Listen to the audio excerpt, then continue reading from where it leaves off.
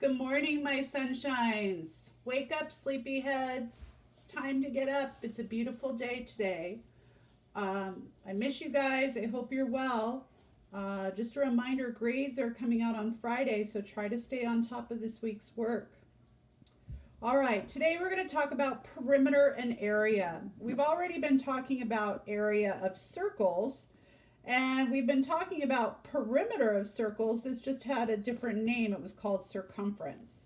So when we're talking about the outside measure of a shape that is not a circle, we call that perimeter. So again, it would be like if I wanted to put a fence around a square building or a fence around a rectangle. I could even do a fence around a triangle or another type of polygon. So anything with sides, when we're looking for the outside measure, we call that perimeter. You might hear someone say, hey, take a walk around the perimeter of my property. So it would be if I was just looking for the measurements of the fencing around the property, right? Okay, so here's the recipe for perimeter. Here's the definition. It's the sum of all sides of a shape. Sum, remember, means add. So we all know that a square, and these are our right angles, a square has all equal sides, right?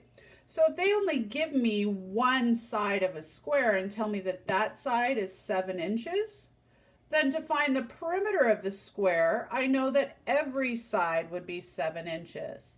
To solve the problem, I would say 7 plus 7 plus 7 plus 7, because every side of a square would be the same. So if I added those all up, it's the same as saying 7 times 4 sides. Either way works. Just remember, on a square, you would multiply it by 4. All you need is one side and times it by 4. Or you could just add all 4 sides. And we would get 28 inches. Okay? If I wanted to find the perimeter of a rectangle, on a rectangle, you remember, the two sides across from each other are parallel, and the other two sides across from each other are parallel.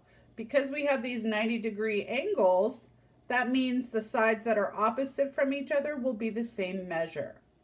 So again, following the rule for perimeter to add up all the sides, I need to make sure I include 4 sides when I add up.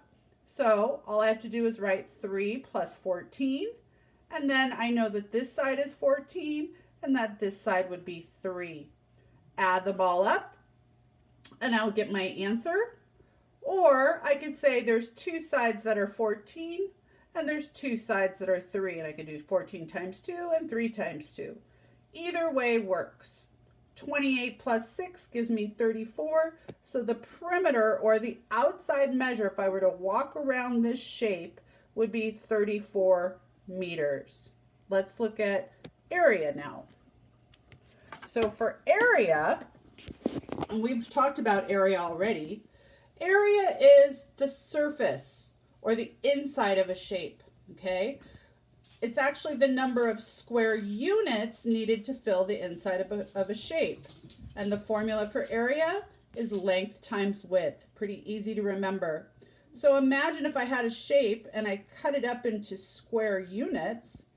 I could count up those square units to get my area. Or I could say, hey, there's 2 on this side and 4 on the other. So all I have to do is multiply. 2 times 4 is 8. And then remember, my units need to be squared because we're talking about area. Let's look at this example. They told me it's a square. I can see that all the sides are the same. And again, I drew this so it's not perfect. I see my right angles. Okay, so if one side of a square is 4 inches and they want to know the area, I just have to say 4 times one other side.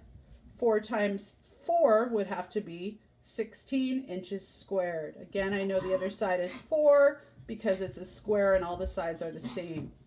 What about a rectangle? Again, the longest side is 7, the shortest side is 3, so I'm going to multiply the length times the width, 7 times 3, and I get 21. 21 centimeters squared is the answer for the area of the rectangle. I want you guys to watch the video, the other video that I posted, and then also try today's assignment. I think it's pretty straightforward. Have a good one. Miss you guys.